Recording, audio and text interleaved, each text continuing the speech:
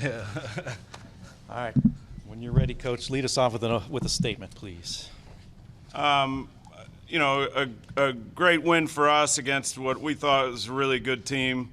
I've known Coach Riley for a long time, Coach Cottrell. I know they're a very well-coached group, and they played hard, and my hats go off to them. But really happy for our guys. It was really neat to be able to come up here to Canton, a place that means a lot to me, having grown up in football, and a lot of those people in that hall I've known or been lucky enough to have known at a lot of different stages of my life. So I never take that lightly.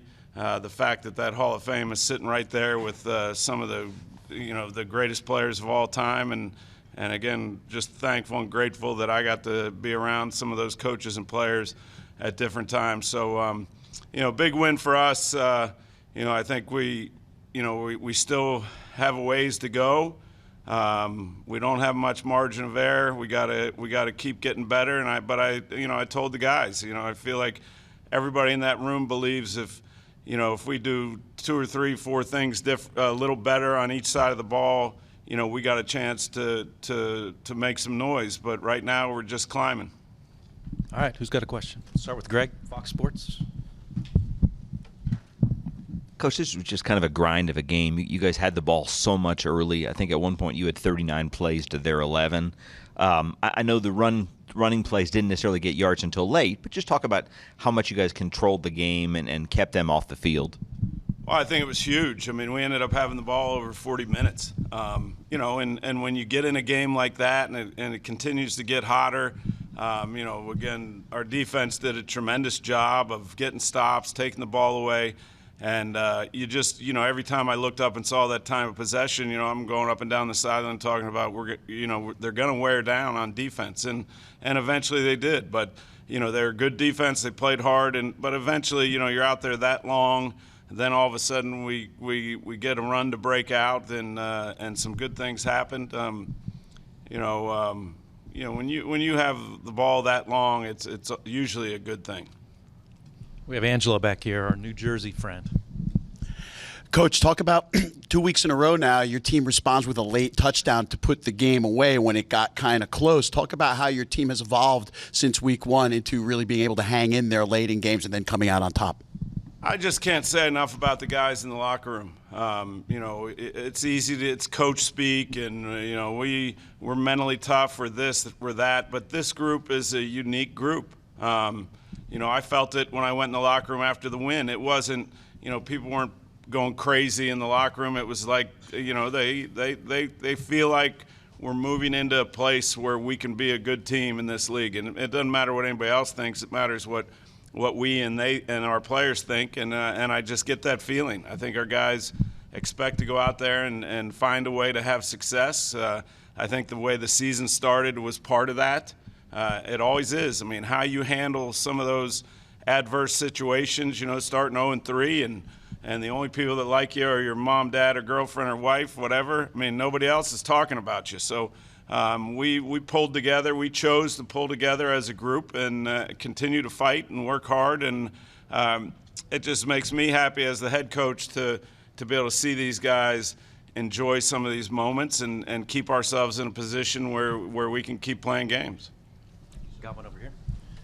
Greg, heck of a defensive effort today from you guys, really just slowing down New Jersey for almost the whole game. Missing a couple of key players. Kyrie Woods is out, McCulloch was out. What can you say about your defense, how they come together? Guys like you, Troy Warner had a big game, TJ Green stepped up. What can you say about just the cohesiveness and the chemistry you have on that side of the football? Just love each other. We just got a good group of guys that's just going to ride for each other. Anytime somebody down, we go step up, next man up mentality. Next play, we always pushing blinders, didn't take the cheese, just kind of bit down, bought into what the coaches was talking about, and just fell in love with the scheme. Keep pushing. Got one over here. Eli Savoy, Cumulus Media, Memphis. Coach, first of all, for you, can you just talk a little bit about special teams? Obviously, Kessman goes 6 for 6. You have the big kickoff return. Washington goes in and gives you a big punt return. Just what the special teams was able to do today. Yeah, Juwan was on the naughty list until he made that return, and then he went back on the naughty list a little later. But, Alex, again, I can't say enough about about what he's done here since he had to sit out a game and then went up to his home in Michigan and Detroit and made a couple huge kicks for us. He's been a steady hand. I can't say enough about Frank Gans. When you only get 6 coaches, you got to make hard decisions, and one of the decisions I made last year was to have a guy that was solely responsible for special teams. And he did it in the NFL for a long time. His dad did it in the NFL for a long time. So, I have great confidence that whatever we're doing, he's going to be behind. And he doesn't just worry about special teams. These guys know it. He starts every special teams meeting. He's talking to the team, which is just awesome, and spreading lessons or giving lessons and words to write down that these guys all take their pen and pencil out and write down, and then he'll ask them to regurgitate it later at a later date. But it's all meaningful stuff, and just being in football for so long, I understand how important special teams is. And in this league, I think it may be even a little more important. This is Marshawn. Kara, take us through, that last big run. It's 46-yard run. From my view, it looked like, you kind of got in that hole and everybody just sucked you up, but then you broke loose and got into the red zone. So just take us through that run. The O-line did a great job. They didn't give up on the play. We practiced finishing in practice and stuff like that. Unfortunately, I did get caught. It's unacceptable for myself, but we got points off, so I'm happy about that. One more. Greg, you had going to the interception, and there was also the play where you tripped up Victor trying to get to the outside. Yes, 2 huge plays. Kind of take us through those. Did you realize kind of how open he was on the pass behind you and how open that side of the field was when you tripped him up? So on the interception, it was kind of MA. Supposed to be in the flats. So I had kind of got no man's land, and it was either bat the ball down or touchdown. I just kind of knew I had to either bat it down or catch it.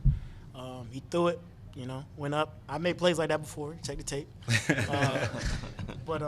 And then the run as well. We called the game early.